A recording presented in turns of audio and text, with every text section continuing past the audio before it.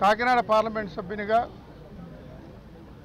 మరి తెలుగుదేశం పార్టీకి రాజీనామా చేసి ఈరోజే కాసేపటి క్రితం వైఎస్ఆర్ కాంగ్రెస్ పార్టీలో వైఎస్ జగన్మోహన్ రెడ్డి గారి యొక్క సమక్షంలో మరి ఇతర పెద్దలు ముఖ్యంగా విజయసాయి రెడ్డి గారు, బొత్స సత్యనారాయణ గారు, వైవి సుబ్బారెడ్డి గారు వీరందరి సమక్షంలో మరి నా కార్యకర్తల సమక్షంలో ఈరోజు వైఎస్ఆర్ కాంగ్రెస్ పార్టీలో నేను జాయిన్ అవ్వడం జరిగింది. ప్రధానంగా ఈరోజు ఎన్నికలు వస్తున్నటువంటి సందర్భంలో సహజంగా ఎన్నికల్లో పోటీ చేసేటువంటి అభ్యర్థులు వారి యొక్క మరి ఉన్నటువంటి ఏదైతే అసెంబ్లీ కానీ పార్లమెంట్ స్థానాల నుంచి పోటీకి తయారవడం సహజం. అలాగే నేను కాకినాడ పార్లమెంట్ సభ్యునిగా గత 5 సంవత్సరాలుగా తెలుగుదేశం పార్టీ ఫ్లోర్ లీడర్గా పనిచేయడం జరిగింది. నా యొక్క ఎన్నికల సభ్యత్వానికి వస్తే మరి నా విషయంలో ఘోరాతి ఘోరంగా తెలుగుదేశం పార్టీ అన్యాయం చేయడం జరిగింది. ఎందువల్లంటే మా కుటుంబ నేపథ్యంలో సహజ సిద్ధంగా మరి ప్రజల పక్షాన ప్రజల కోసం పనిచేసేటువంటి కుటుంబం మాది మా ఏరియాలో. అటువంటి నన్ను చాలా ఘోరంగా నిర్లక్ష్యం చేయడం జరిగింది తెలుగుదేశం పార్టీ. నేను ఎంతో కమిట్మెంట్తో పనిచేసేటువంటి ఒక కార్యకర్తగా, ఒక రాజకీయ నాయకుడిగా గత 2004లో డాక్టర్ వైఎస్ రాజశేఖర రెడ్డి గారి యొక్క ఆయన మంత్రివర్గంలో మరి ముఖ్యంగా ఆయన యొక్క ఆయన యొక్క శాసనసభలో నేను ఒక సభ్యునిగా పనిచేయడం జరిగింది. మరి అంత వైఎస్ రాజశేఖర రెడ్డి గారి దగ్గర పనిచేసినటువంటి నాకు మరి ఈరోజు తెలుగుదేశం పార్టీ చేసినటువంటి అన్యాయం ఇది.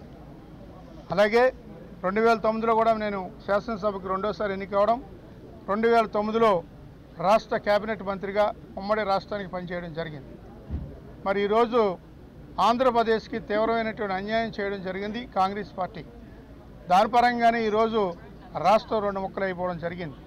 ఈ నేపథ్యంలో నేను అప్పట్లో కాంగ్రెస్ పార్టీకి రాజీనామా చేసి తెలుగుదేశం పార్టీలోకి మరి రావడం జరిగింది. అటువంటి నన్ను ఈరోజు తెలుగుదేశం పార్టీ చాలా నిర్లక్ష్యం వహించడం జరిగింది. మరి మేము ముఖ్యమంత్రి గారిని కలిసాం, మరి నా సతీమణి వాణి నా కుమారుడు కలిసి మరి నేను పార్లమెంట్ సభ్యునిగా పనిచేయడం జరుగుతుంది. మరి అటువంటి పార్లమెంట్ సభ్యునిగా ఉన్నటువంటి నాకు శాసనసభకు కానీ మరొక స్థానం కల్పించాలి, శాసనసభ నుంచి పోటీ చేయాలనేటువంటి విధానాన్ని నేను వ్యక్తం చేయడం జరిగింది. అయినా సరే మరి ఎక్కడ కూడా ఏ రకంగానూ కూడా పట్టించుకోకుండా ఒక సీనియర్ నాయకుడిగా, ఒక పార్లమెంట్ సభ్యునిగా ఉన్నటువంటి నన్ను ఈరోజు తెలుగుదేశం పార్టీలో ఉన్నటువంటి మరి ముఖ్యమంత్రి స్థాయి నుంచి జిల్లా స్థాయి వరకు ఉన్నటువంటి నాయకత్వం కూడా ఎక్కడ కూడా పట్టించుకునేటువంటి పరిస్థితి కనపడడం జరిగింది. మరి అక్కడికి 3 సార్లు వెళ్ళి మేము అడగడం జరిగింది సీటు కోసమని. ఎందుకంటే ప్రజల కోసం పనిచేసేటువంటి మాకు మరి ఏదో రకమైనటువంటి అధికారిక పదవి ఉండాలి అనే ఉద్దేశంతో ఆ రకంగా మేము కోరడం జరిగింది. కానీ ఎక్కడ కూడా ఏ రకమైనటువంటి సమాధానం కానీ ఏ రకంగా అనేటువంటి నాకు సహజంగా ఈరోజు అనారోగ్యంగా ఉండడం జరిగింది. మరి అటువంటి పరిస్థితిలో ఉన్నటువంటి నాకు మరి కనీసం ఎంచాలంటే ఒక ఉదాహరణ చెప్పుకోవాలి.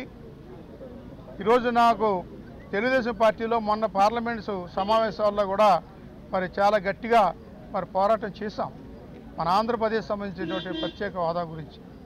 కానీ ఇన్ని రకాలుగా నాకు చేసినటువంటి నాకు ఏ రకంగానే కూడా ఉపయోగపడినటువంటి పరిస్థితి ఈరోజు తెలుగుదేశం పార్టీలో కనిపించడం జరిగింది. ఈరోజు ఇంత అనారోగ్యంగా మరి మేము తిరుగుతున్నా సరే ఎక్కడ కూడా పట్టించుకోకుండా, ఎక్కడ కూడా ఏ రకంగా కూడా గౌరవం ఇవ్వకుండా వదిలేసినటువంటి పరిస్థితి. ఒక ఉదాహరణ చెప్తా ఉన్నాను.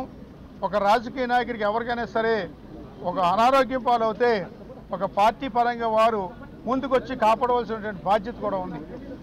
ఈరోజు గతంలో 2004లో వైఎస్ రాజశేఖర రెడ్డి గారి మంత్రివర్గంలో మరి మనందరికీ తెలుసు జక్కమూడి రామ్మోహన్ రావు గారు మంత్రిగా చేసేవారు, R&B మంత్రిగా చేసేవారు జక్కమూడి రామ్మోహన్ రావు. తర్వాత రాజశేఖర రెడ్డి గారి యొక్క మరి ఆయన యొక్క చిత్తశుద్ధి కానీ రాజశేఖర రెడ్డి గారి యొక్క కమిట్మెంట్ కానీ ఆయన నమ్ముకున్నటువంటి వారికి ఏ రకంగా చేస్తారని దానికి ఉదాహరణ R&Bగా చేసినటువంటి జక్కంపూడి రామ్మోహన్ రావు గారిని ఆయన ఆ పని చేయలేకపోతా ఉన్నారు, అనారోగ్యం పాలవుతూ ఉన్నాడు అన్న ఉద్దేశంతో ఎక్సైజ్ శాఖ మంత్రిగా ఇవ్వడం జరిగింది. మా జిల్లా నుంచి ఎక్సైజ్ శాఖ మంత్రిగా మరి జక్కంపూడి రామ్మోహన్ రావు పనిచేయడం జరిగింది. అది రాజశేఖర రెడ్డి గారి యొక్క గొప్పతనం. అది రాజశేఖర రెడ్డి గారికి ఉన్నటువంటి ఒక కమిట్మెంట్, అది ఆ రకంగా ఆయన అప్పట్లో చేయడం జరిగింది. ఈరోజు అదే విధానంతో నాకు నిరసన చేస్తే పట్టించుకోకుండా, ఏ రకమైనటువంటి సమాధానం లేకుండా చాలా ఘోరాతి ఘోరంగా మరి ఇక్కడ ఉన్నటువంటి పాలకులు, తెలుగుదేశం పార్టీలో ఉన్నటువంటి నాయకులు ప్రవర్తించడం కూడా జరిగింది. దానికి మాకు బాధ కలిగి వారు ఏదో టికెట్ ఇవ్వచ్చు, ఇవ్వకపోవచ్చు, కనీసం ఎక్కడ కూడా గౌరవ మర్యాదలు ఇవ్వకుండా మమ్మల్ని వదలడం జరిగింది. అది బాధ కలిగే మనకు ఎమ్మెల్యే టికెట్ ఇవ్వలేదు, ఎంపీ టికెట్ ఇవ్వలేదు అనేటువంటి విధానం కాదు.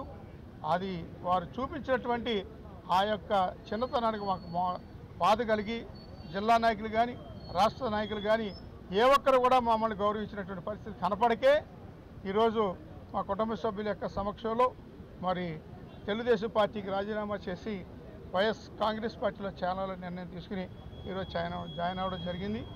ఏదైనా ఈరోజు జగన్మోహన్ రెడ్డి గారి యొక్క మంచి నాయకత్వంలో ఆయన మరి చూడొచ్చు, మనం 3750 కిలోమీటర్ల పాదయాత్ర చేయడం అంటే మరి అది చిన్న విషయం కాదు. రాష్ట్ర సమస్యలు తెలుసుకోవాలి, ప్రజల సమస్యలు తెలుసుకోవాలి అన్న ఉద్దేశంతో మరి జగన్మోహన్ రెడ్డి గారు మరి నిరంతరం ఆయన చేయడం జరుగుతూ ఉంది. ఆయన నాయకత్వంలో ఈరోజు ఈ రాష్ట్రంలో మరి పరిపాలన వస్తే ప్రతి ఒక్కరికి కూడా న్యాయం జరుగుతుంది అన్నదే ప్రతి ఒక్కరి యొక్క ఉద్దేశం. ఆ రకంగానే ఈరోజు మీరు చూస్తూ ఉన్నారు.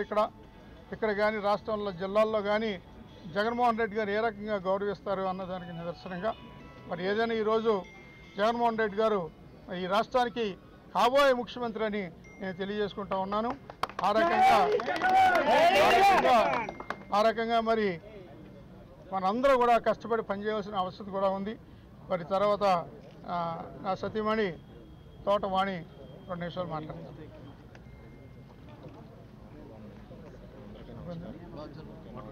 అందరికీ నమస్కారం అండి. నేను ఈరోజు వైఎస్ఆర్ కాంగ్రెస్ పార్టీలో పెద్దలు విజయసాయి రెడ్డి గారు, ద్వారపూడి చంద్రశేఖర్ రెడ్డి గారు, బొత్స సత్యనారాయణ గారు వాళ్ళ సారథ్యంలోనే మేము వైఎస్ఆర్ కాంగ్రెస్ పార్టీలో జాయిన్ అవ్వడం జరిగింది. జగన్ గారి సమక్షంలో జాయిన్ అవ్వడం జరిగిందండి. ఇది ఎంతో శుభసూచకంగా నాకు అనిపిస్తుంది. ఆయన జగన్ గారు కూడా నా భర్త ఆరోగ్య విషయంలో ఎంతో భరోసా ఇచ్చారు. నీవేం భయపడకమ్మా, మేము చూసుకుంటాం, ఆయన ఆరోగ్యం అంతా మేము చూసుకుంటాం, నువ్వేమీ భయపడొద్దని చెప్పారు. నేను 3 సార్లు చంద్రబాబు నాయుడు గారి దగ్గరికి తిరిగానండి. ఆయన నుంచి ఎటువంటి రెస్పాన్స్ కూడా లేదు.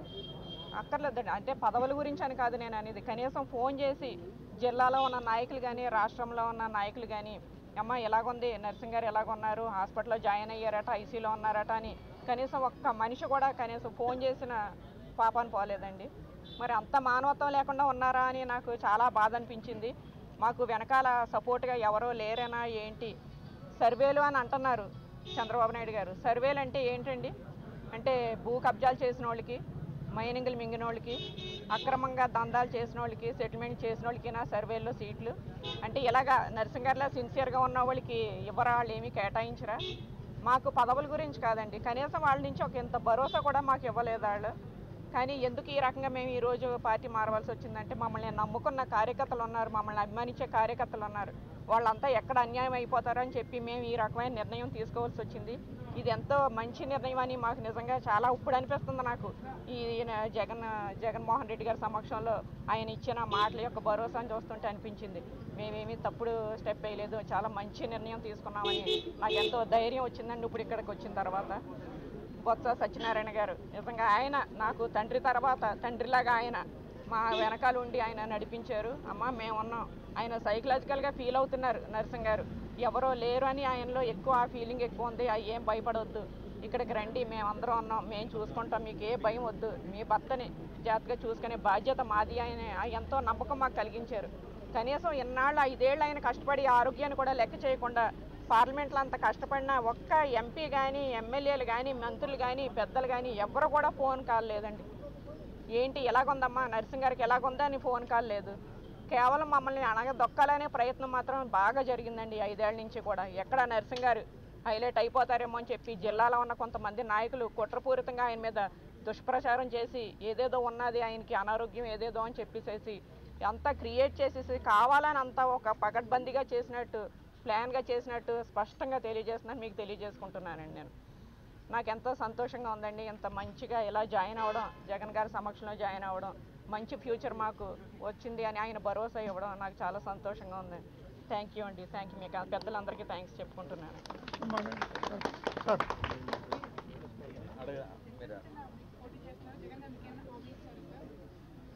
అంటే మేము జాయిన్ అవ్వడం జరిగింది. ఇప్పుడు ఆయన టికెట్ ఇవ్వడం అన్నది లేదన్నది మరి అధినేతగా ఆయన యొక్క ఇష్టానికి జరుగుతుంది. ఆ రకంగా చేస్తారని మేము అనుకుంటా ఉన్నాం. తప్పనిసరిగా జగన్ గారు మా యొక్క పరిస్థితిని దృష్టిలో పెట్టుకుని మాకు ఎక్కడో ఒక స్థానాన్ని కేటాయిస్తారని ఆశిస్తూ ఉన్నాం. ఆ రకంగానే జరుగుతుంది అన్నది మా యొక్క అంటే పెద్దాపురం ఫైనలైజ్ అంటే అది మేము చెప్పకూడదు కదా, అదినే చెప్పాలి. సో ఏంటంటే అది అధిష్టానపరంగా జరిగేటువంటి నిర్ణయం. మరి ఆ రకంగా ఈరోజు పెద్దాపురమా కాదా ఏంటి అన్నది మరి పేపర్లోని టీవీల్లోని వస్తున్నటువంటి పరిస్థితి తప్ప అది మాకు ఏంటన్నది తెలీదు. దాని మీద మేము మా పెద్దాపురం టికెట్ ఇచ్చారనేటువంటి విధానం చెప్పలేం. ఆ రకంగా ఆయన యొక్క నిర్ణయం మేరకు వదిలిపెట్టడం జరిగింది. అది ఏ రకంగా చేసినా సరే మాకు సమ్మతం. పార్టీలో మీకు ఇన్ని అవమానాలు జరిగినాయి అని చెప్తా ఉన్నారు కదా, మీకే ఇట్లాంటి పరిస్థితులా, మిగతా లీడర్లు కూడా ఇట్లాంటి పరిస్థితులు? అంటే నాకు తెలుసు చాలామంది ఉన్నారనుకున్నానండి. మరి ఆ రకంగా ఇప్పుడు నాకు స్పష్టంగా తెలుస్తూ ఉంది. ఈరోజు ఆ రకంగా అన్యాయం చేసింది ఈ పార్టీ, తెలుగుదేశం పార్టీ ఆ రకంగా చేసింది అన్నది స్పష్టంగా మాకు తెలిసిన తర్వాత ఈరోజు ఈ నిర్ణయం తీసుకోవడం జరిగింది. ప్రత్యేక హోదా విషయంలో గతంలో వైసీపీ ఎంపీలు రాజీనామా చేశారు, కానీ మీరు గౌరవాలతో చంద్రబాబుతో ఉన్నారు. ఎందుకు అప్పుడు ఆ విషయంలో వెనక్కి తగ్గింది? ఎందుకంటే మరి ఆయన ఇష్టం అది. నాకు నేనుగా చేయలేను కదా. ఒక పార్టీ ఉంది, పార్టీకి అధినేత ఉంటారు, ఆ నిర్ణయం చెయ్యాలి.